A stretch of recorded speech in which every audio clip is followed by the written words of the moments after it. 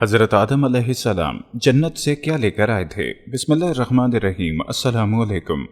زما voice YouTube channel کے معزز خواتین و حضرات، ہم امید کرتے ہیں کہ آپ خیریت سے ہوں گے اور ہماری دعا بھی ہے کہ اللہ پاک آپ کو سدا عافیت کے سائے میں رکھے۔ پیارے دوستو، قرآن پاک میں انبیاء علیہ السلام کے تذکروں میں سب سے پہلا تذکرہ ابو البشر حضرت آدم علیہ السلام کا ہے۔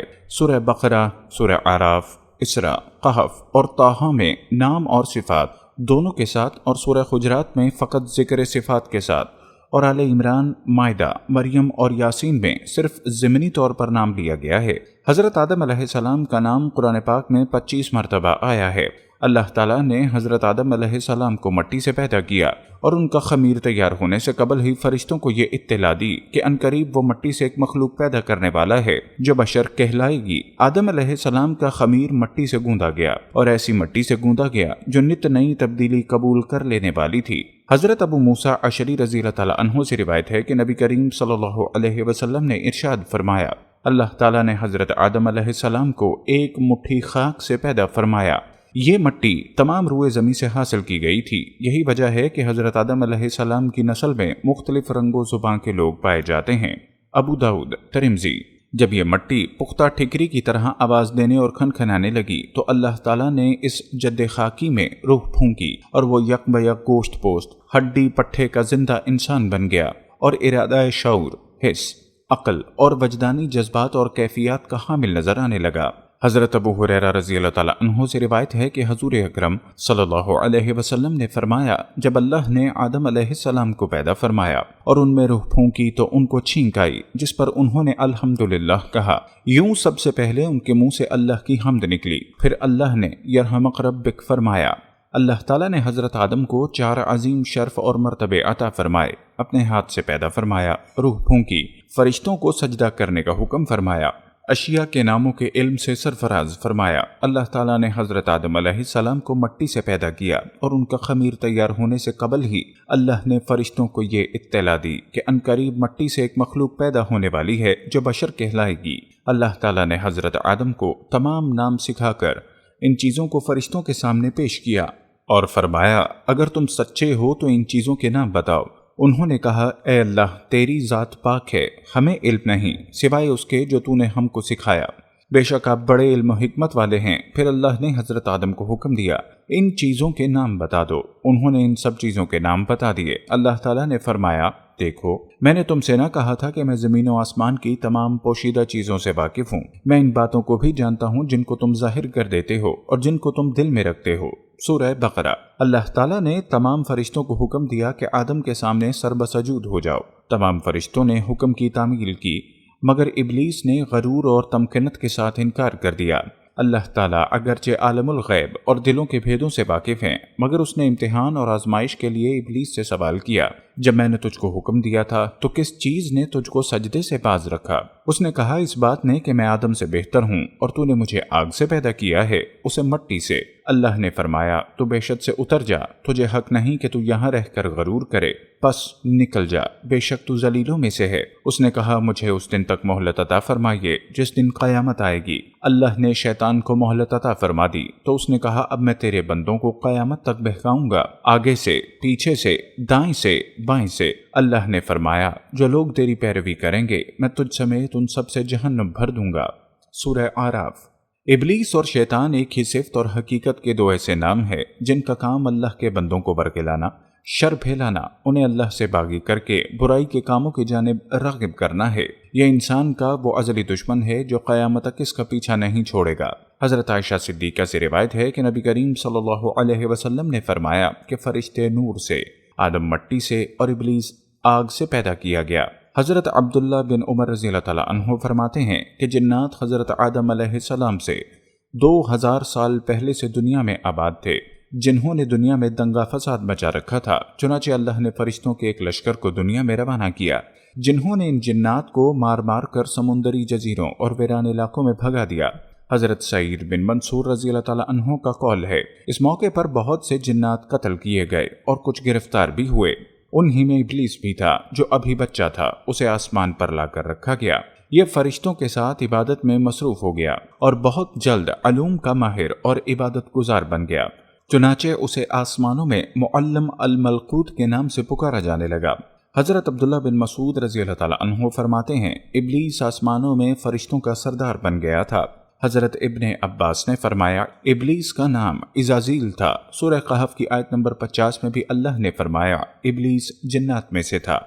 तफसीर इब्न जोज़ी में हज़रत अब्दुल्ला बिन अब्बास से रिवायत है कि नबी करीम सल्लल्लाहु अलैहि वसल्लम ने फरमाया, शैतान आदमी के जिस्म में खून की तरह सिरायत कर जाता है। बंदे का दिल उसका खास ठिकाना है, ताहम शैतान को इतनी कुव्वत हासिल नहीं कि वो इंसान को राह रास्त से ज़बरदस्ती हटा दे। ये दूसरी बात है कि वो लोगों के दिलों में वसवसे और बुरे ख्यालात डालकर उन्हें बुराई की तरफ राग़िब करता रहता है, और यही बंदों का इम्तिहान है। यूं तो जन्नत में तमाम आसाइशें नेमतें मौजूद थीं, लेकिन इसके बावजूद हज़रत आदम तन्हाई और अजनबियत महसूस करते थे। चुनांचे अल्लाह ताला ने उनकी तन्हाई दूर करने का बंदोबस्त फरमाते हुए हज़रत हव्वा को पैदा कर दिया।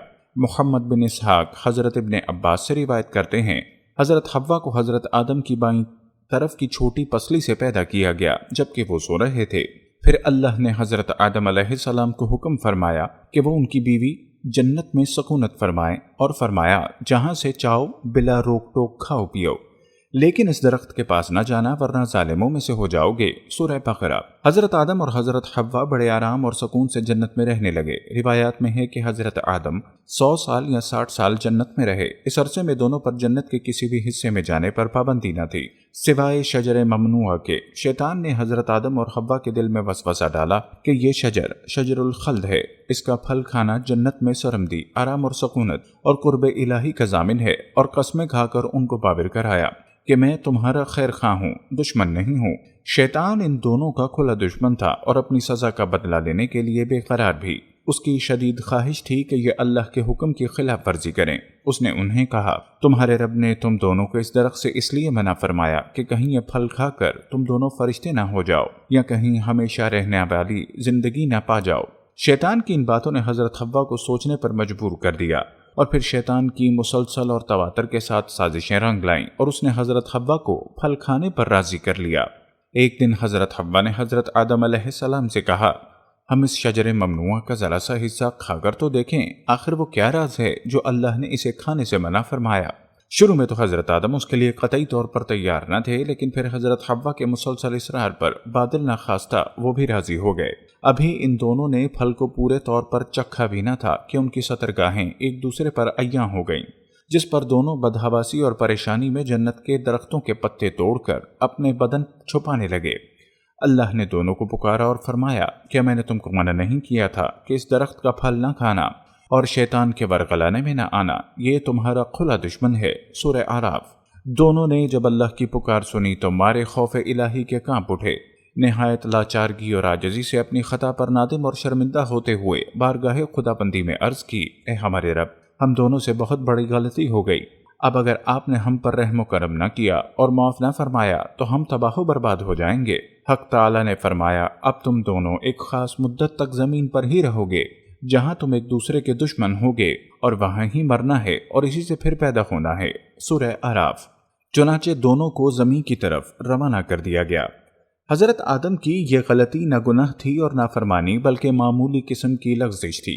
इसीलिए कुरान उनका जिक्र इन अल्फाज में करता है, शैतान ने उन दोनों से लग़ज़िश करा दी। सूरह बकरा। शैतान ने उनको फिसला दिया। सूरह आराफ। और बिलाशुबा हमने आदम से एक इकरार लिया था, बस वो उसको भूल गया और हमने उसको पुख्ता इरादे का नहीं पाया, या हमने उसको इकरार के पूरा ना करने में उसके इरादे और कसद का दखल पाया। रिवायत में है कि हज़रत आदम अलैहिस्सलाम को हिंद, हज़रत हव्वा को जद्दा और इब्लीस को बसरा से चंद मील के फासले पर दमिश्तमान के मुकाम पर उतारा गया। हज़रत सदी फरमाते हैं कि जब हज़रत आदम जन्नत से हिंद में उतरे तो उनके पास हजर अस्वद था और जन्नत के पत्तों की एक मुट्ठी भी थी। फिर हज़रत आदम ने उन पत्तों को ज़मीन पर फैला दिया और ये खुशबूदार दरख्त उन पत्तों ही की पैदावार हैं। मुअज़्ज़िज़ ख़वातीनो हज़रात, ये हमारे अम्मा और अब्बा की पैदाइश से लेकर उनकी ज़मीन आमद तक की रूदाद है, जिसमें हमारे लिए रब की इत्तेबार फरमाबरदारी का सबक है और गलती पर फौरी माफ़ी मांगने की अमली तजवीज़ भी है। आइए आज से इब्लीस के तरीक़ाए हट धर्मी और डट जाने की बजाय रविश आदम को अपनाएं कि माफ़ी मांगने में ताख़ीर एक लम्हे के लिए भी ना करें। दुआ है कि अल्लाह ताला हमें इब्ने आदम बनने की तौफ़ीक़ अता फ़रमाए और इब्लीस की गलत रविश से पनाह अता फ़रमाए। आमीन। السلام علیکم ورحمۃ اللہ وبرکاتہ۔